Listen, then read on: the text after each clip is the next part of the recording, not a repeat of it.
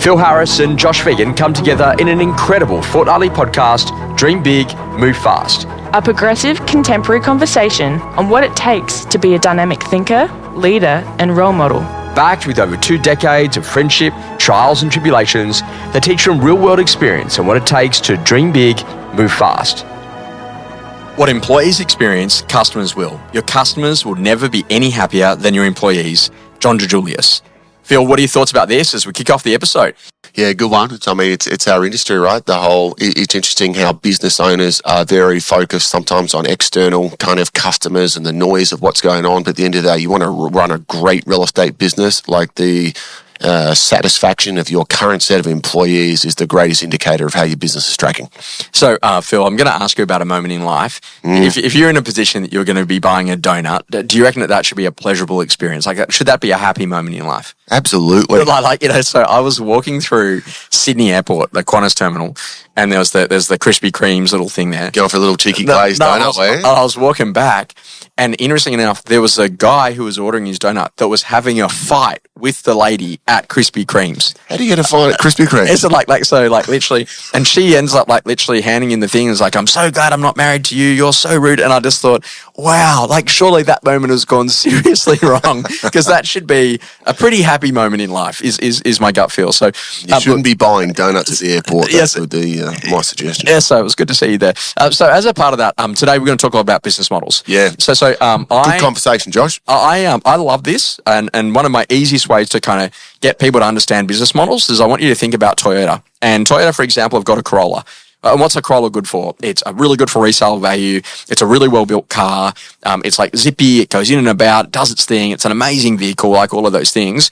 And then all of a sudden they've got like a Camry, and that's probably really good for Uber drivers or taxi. So it's a bit more passenger orientated, maybe not as high quality build, but what it does, it's a smart enough car when it's clean, X, Y, Z.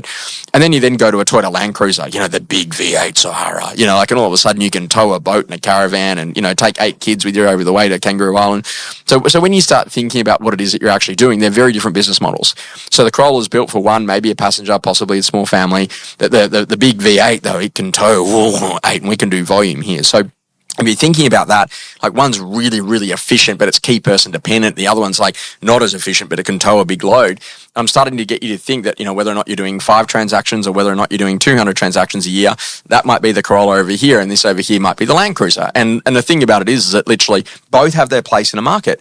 But the interesting thing is that literally both also come with their own set of issues and challenges. And so as your business scales and grows, and you know this better than anyone, some of the decisions that people face when they first are going to start a real estate business is they go, should we do property management? And they, yeah, great. And they do property management. They got a property manager for XYZ amount a year, but they're only producing, 2 property managements a year. So they've only got $4,000 in revenue coming in. And so it's clearly a loss leader. And so, should they save money and buy a minimum number of property managements to be able to get it up to that point? And then there's scale points throughout the business journey. And some of the business banks do some really good benchmarking on this sort of stuff, that at X number of property managements, you're going to make really good money. And then at the next level of property managements, then you'll make really good money, but in between you'll go broke. And so this is that whole idea about knowing where your effective scale points are. And you have been on that journey more than anyone that I know, from starting out to where you are today on the property management space. But one of the interesting things about getting, the right sort of big business decisions in play is about getting to some first order principles right. And one of my favorite first order principles is fix your fixed costs first. So can the business actually cover its fixed costs? And then it can then start to move into a position of being able to cover its variable costs and then ultimately make a profit. And a term that I was introduced to in the prop tech world was about annual recurring revenue, ARR. And it needs to ideally be above annual recurring expenses, to then get yourselves into a position of what we go to call annual recurring profit. And there's also the monthly version of that. So monthly recurring revenue has got to be above monthly recurring expenses to get to monthly recurring profit. And, people don't understand that if they don't write much income in January, for example, in a sales business, they've still got monthly recurring expenses. And if you don't put cash flow aside for that, then you can get yourself into trouble. And it was so funny because, and this is going back a long time ago, but I was in my dad's office, and as a little kid, he'd always like look at the front doors, and he used to say to me, he goes, it cost me $30,000 a month to keep those doors swinging. And I used to look at the hinge and think, how does that hinge cost $30,000? But I didn't get what he was talking about. Sure. Was it was the fixed costs that were associated with business. So tell us a little bit about this, because, you've been a lot on that journey when it comes to business models. Is it important for people to get some first order principles together about being able to make sure that can we actually make a profit for starters, and can we learn what our fixed costs are, and do our fixed costs include a minimum profit amount to hit break even? Yeah, it's a very interesting conversation, and I think that the industry, Josh, is fascinated with high level numbers. Yeah. And in fact, that's the way the industry is structured. So particularly in franchise world, we're going to hand out plaques and awards and recognition. And I obviously work, which is great. Like, we all want to, publicly praise and recognize our people. But there is definitely not awards being, we don't go to annual awards and they're handing out certificates and plaques for profitability and EBIT and margins and balance sheet growth for the year. So, and even to the extent, I remember I've been in awards, where that a company, the top listing office for the year, but you knew that business went into administration like 6 months later. Yes. But the award, the recognition was there. And so we've created whatever the saying is, revenue is vanity and profit is sanity, whatever, wherever you want to go. So we're existing in a culture that actually doesn't encourage or drive business sensibility or business understanding. So I think that, before you start, there needs to be a greater effort from principals of understanding those basic concepts that you just spoke about. What does it cost every month? What are our fixed monthly expenses? Okay. Now let's do some projections on what our fixed monthly revenue is going to look like. The old saying of how do you run a great business? Like, spend less than kind of what you're earning, right? So, someone said to me the other day, how do you go broke? And I'm like, I don't know. And they're like, first slowly, then very quickly. Yeah. And so it starts to get you to think a little bit about this conversation. Because but the trend is just fix everything with revenue. I'll just spend, that's okay, I'll just go and list more and sell more. Well, but not understanding about how much of that revenue is actually left over. So by the time you do splits and margins, and by the time you pay a high commission split or XYZ, and then it's not even that. People runs, and we see this even to the extent of like sitting down with salespeople who just don't understand it at all because it's not in their wheelhouse. Even when you think about profit, people still don't understand tax, and they still don't understand capex. Or payroll tax and all these sort of things. Actually, when you actually look at actual dollars, cash in the bank, you need to have a really clear understanding of what the game is before we even now start talking about models. If that makes sense. And so this is interesting about really understanding your business model, because you've seen a flood of people that come into the market and say to salespeople, hey, you're going to get 100% of everything you earn. But what's often not written in that marketing spiel is that, and you're also going to get 100% of your expenses. And they don't realize that if they work here as a top flight salesperson, they're getting 50% of the total, and literally you're then paying all the other expenses out of the other 50% as an example. So it's a kind of an interesting piece to kind of get people right. But I would say to you, okay, let's assume, for example, and I'll keep it very minimal, but let's say that your total annual expenses to run your business is $100,000. Let's assume you're a tiny business. Okay, great. Well, you know what? You need to put a minimum profit margin on top of that. So let's say, for example, you want to get a 20% return. Your new fixed costs are actually $120,000, because profit is not an option. It needs to be geared into the business model. Now, if I go and I put money in the bank, I get 5%. If I put money in an ETF, maybe get 7, 8, 9, 10% guaranteed. So for the extra personal exertion, effort, and risk factor, I need to get a 20% return as a business owner. So that's an interesting principle, that when you talk about what's your break-even point, are you in a position that you get that break-even point and very clearly establish a minimum profit level that you're going to have inside of the business? And then secondary was that then when you actually go to think about that, is that done over a 12-month or a 10-month year? So I'm still now going to say, okay, great. Well, guess what? I've got $120,000 in expenses now annually, but literally it's now $12,000 a month is how I'm going to gear myself, because I'm going to assume a 10-month year. Now, that doesn't mean the other 2 months aren't going to produce revenue. I'm just not going to put expenses into months which are low, if that makes sense. And so now, okay, I've got to get to a minimum of $12,000 in rev per month before I'm actually starting to make a single dollar in this business. That's a really helpful mindset to get people to understand that literally, that's an option. So then you're not wildly taken out by election months and, Christmas months and things that you have not yet experienced in business. And I wish that someone had a conversation with me day one when I first started about that. And that's very And that's a different mindset for a lot of business principals out there, Josh, who largely the majority of principals come from sales backgrounds. So they've been successful as a salesperson. They now step into the business arena and sitting down, like what you just said, having that conversation with your accountant, looking at a P&L and going, these are our monthly expenses and this is roughly the revenue. And by the way, cash flow is different to your revenue as well, because just because you sell a house today doesn't mean you're going to see the cash in this 30-day pay cycle, right? So there's all those things that you need to learn, but that doesn't actually happen overnight. But if you can actually forge the discipline to go away and understand that, now we can move forward and think about what is the growth, the trajectory, and what does the model actually look like that we want to build. So one of the things that's really interesting is about what percentage of your revenue is recurring revenue, aka a property management type asset, versus what percentage of your revenue is one-off revenue, so where you're making a sale and it's great, but like it doesn't come around next month unless you make another sale. So it's really important to have an understanding of if you want to mix on that and do you want 50-50 or do you want 25-75, but actually understanding that, what do I need that recurring revenue to be to meet my recurring expenses? And even in our industry, Josh, there's even a deeper level of understanding there, because I think that the narrative that's always been pushed in kind of franchise land, got to have a rent roll, got to have a rent roll, got to have a rent roll. Like that's always been like the narrative.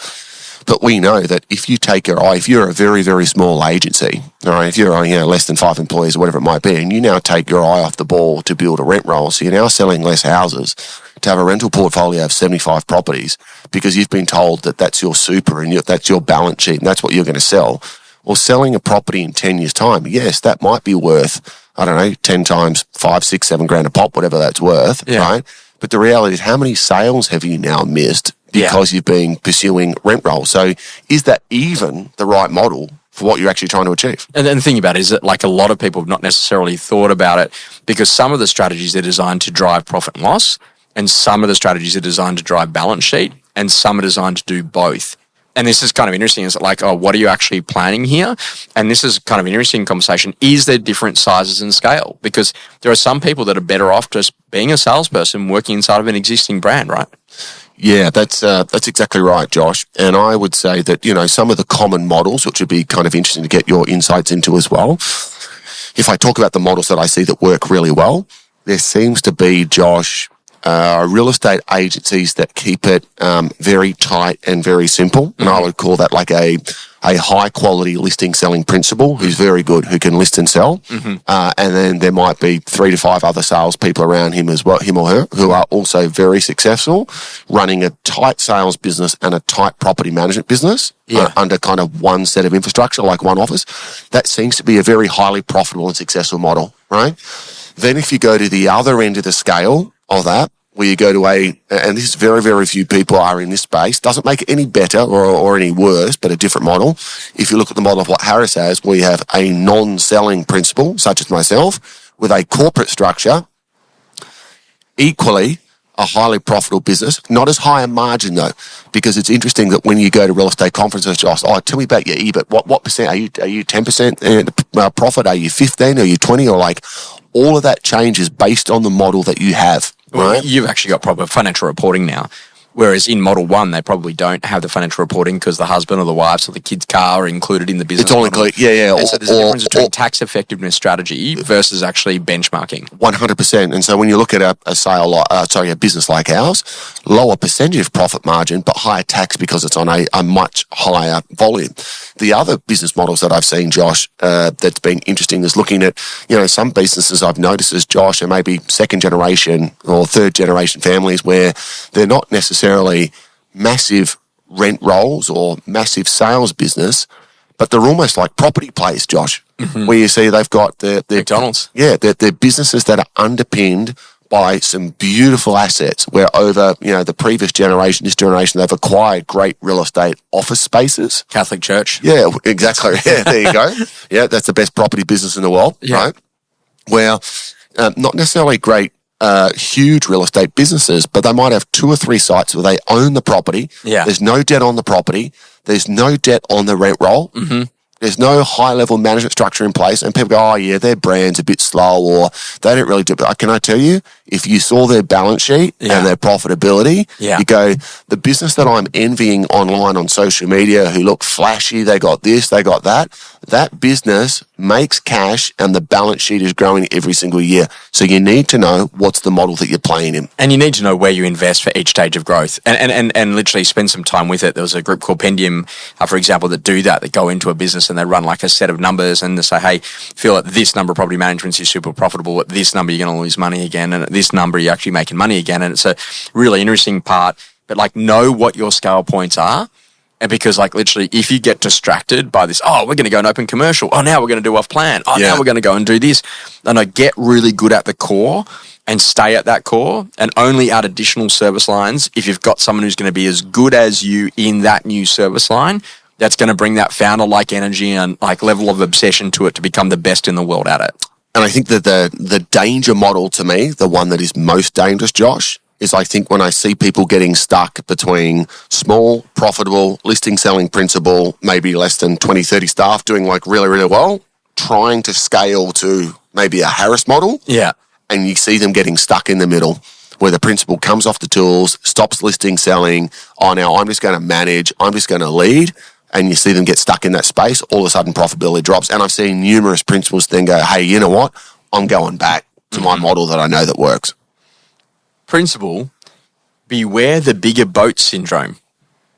So Phil, this is an interesting principle about like the challenges that sometimes people are so obsessed that someone else has got a bigger business and someone else has got a bigger boat that they actually can't actually enjoy their existing business or their existing boat. Is it a danger that literally sometimes you've got to watch as a business owner to not, just have 100% envy and rather than appreciating what it is that you do have inside of your own business model? Well, I think the reality is it's not exclusive to business. It's probably, it's epidemic to society now.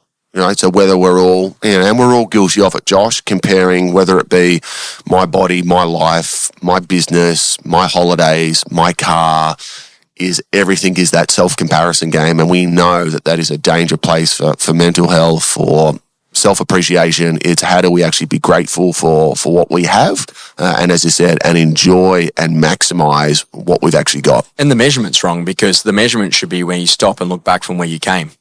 Yeah. Because like I'm going to say, others have had alternate points of leverage and different things that have been gifted and different things that have come along the way. And a lot of who luck, we're in the right place at the right time and literally, and then that's why it was all consuming and all successful. The secret in today's podcast is it get very clear, choose your business model because it's going to choose a set of problems that you're going to need to solve. I like that, Josh, to kind of close out and then, like we said, intentional. You choose the model, don't let it dictate you. Feeling good and ready for more? Thanks for joining us On Dream Big, Move Fast.